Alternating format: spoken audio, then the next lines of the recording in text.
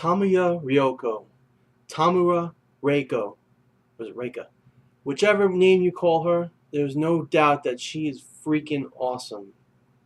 Everyone, I'm NW Order for Life, and I'm here to do Parasyte The Maxim episode 17 review. This was a incredible episode for her character because number one, she just flat out kills three parasites with tactics and by understanding parasitic nature and human nature. Like, she just puts it all together and comes up with the perfect way to get rid of them. And then number two, she displays signs of humanity as she wants to rescue her child.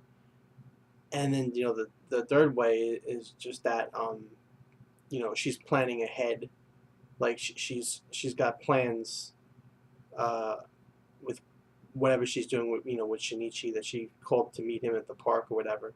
But yeah, so basically starts off with her getting attacked by three parasites. She was happy because they were showing individuality, because only they wanted to kill her, not the rest of the group. And she used her tendril through her head to like catapult her or pole vault her, like out of their reach, and she can like kind of hide or whatever. Then she lures them to like this parking lot where she gets into a fight with one of them, and she splits the top of like her tendril and has it dig deep into the guy's backside. And what it's doing is it's creating or it's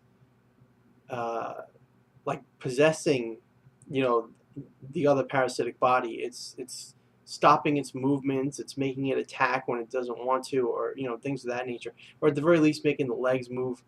But actually, with the first one that she possessed, it actually like tore him up from the inside and like exploded out of his stomach. So the two parasites that were left, while Ryoko left, ran out there. The two parasites that were left, a man and a woman. The woman stayed to watch over her ally that was, having problems, and then the other guy pretty much went after Ryoko. And then the man that had the parasite in him, the parasite that had the parasite, in his body, it burst out, and then it jumped into her body, and then it started just like, when the guy came back, the last parasite, when he came back, he saw that woman, and thought, oh, you're also like in trouble, so I'm just gonna kill you so Ryoko can't use you against me. They call her Reiko, but I'm calling her Ryoko because that was her name before she changed it. But so he sees, oh, your legs are moving forward, then why are you saying you're not my enemy? She's like, I can't control my legs. And they were just fighting and everything with their tendrils. And then Ryoko comes from behind and slices up the guy and completely, slice up the human body, and only the core parasite part is left, and it can't do anything, and it gets swatted away by her pocketbook.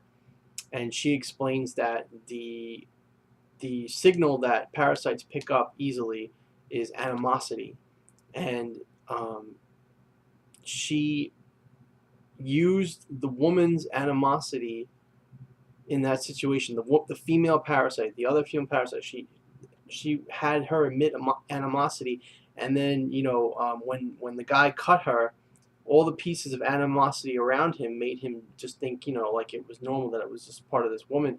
But Ryoko used that to mask her entrance and sneak up behind him and chop him up like that, so he never knew she was coming. It was a very real strategy, and very clever on her part. So then she absorbs the piece out of the female's body, the dead parasite body, and it merges back with her, and she reforms herself, whatever. And then the male parasite on the floor, he just dies, like shrivels up and dies by himself after she explains the situation to him. And she was crazy too. Like, when she split her head before and she ran off, and she was laughing like a hyena. Like, she was really like laughing crazy.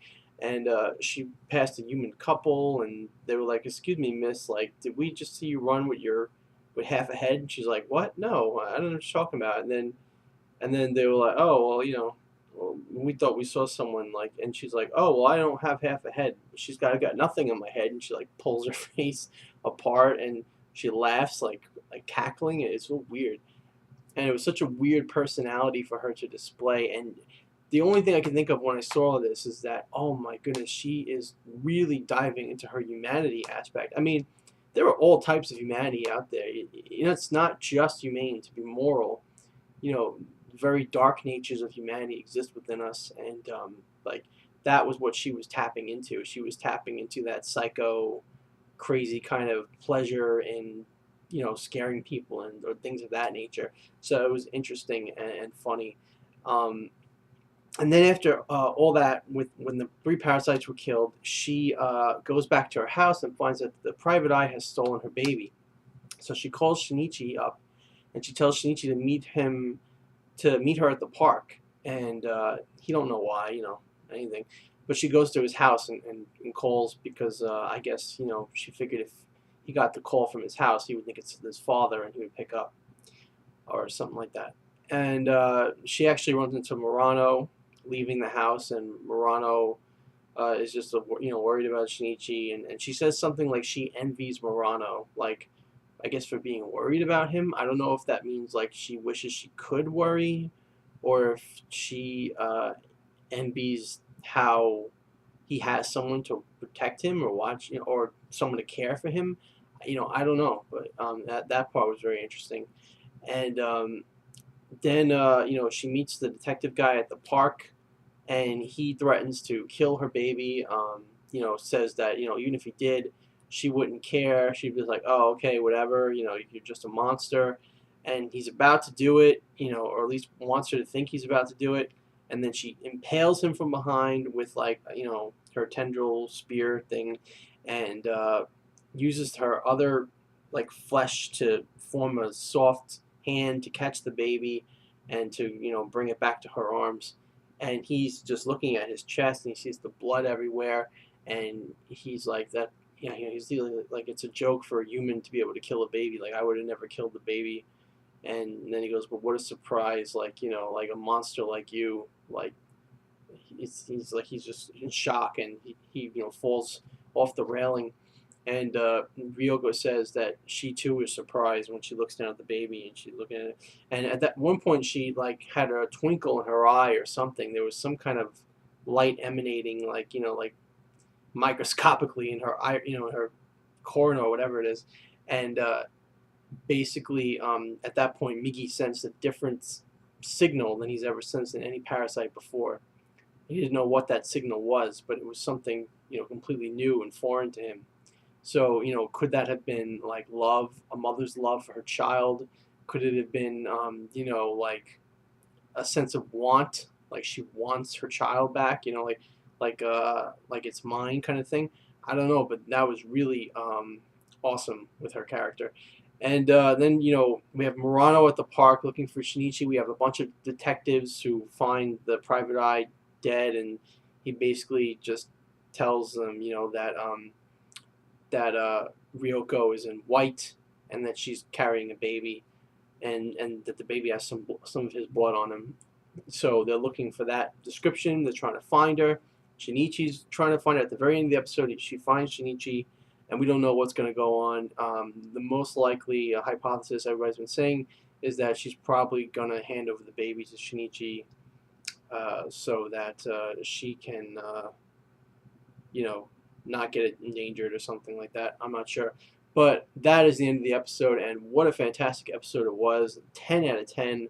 I absolutely love this female character. She is so developed, and with how she's progressed from a mind from a just a cunning parasite to this creature that's striving for knowledge and striving to evolve, striving to learn, and she is just so funny. I don't know the crazy aspect that they put in her character, like just made her so refreshing in this episode, and like, you know, and then the motherly love, and you know, after all the things she said in the past about experimenting on it, or you know, I don't know, just Ryoko has been a great character in this anime, and you know, it's kind of seems like, you know, that she's been put under a magnifying glass now, and you know, uh, where's she going to go from here? You know, if not something tragic, you know, with all the cops looking for her and everything. So you know, it's going to probably be sad in the next week or so, but. You know, for now, I just gotta, you know, give this anime credit and the manga credit, because this is a great character, and I just can't say enough praises about her, because you know, just awesome. The whole show, Parasites, humanity, you know, what's a monster, what's a person, and all that, you know, turmoil that and you know, those philosophical questions that we have to answer, you know, that the show makes you think about. Just fantastic. Love this series. Can't wait for the next episode. Let me know what you guys think about it in the comments below.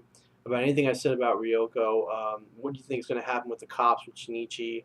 You know, please let me know in the comments, and please rate the video if you like it, and subscribe for more videos in the future.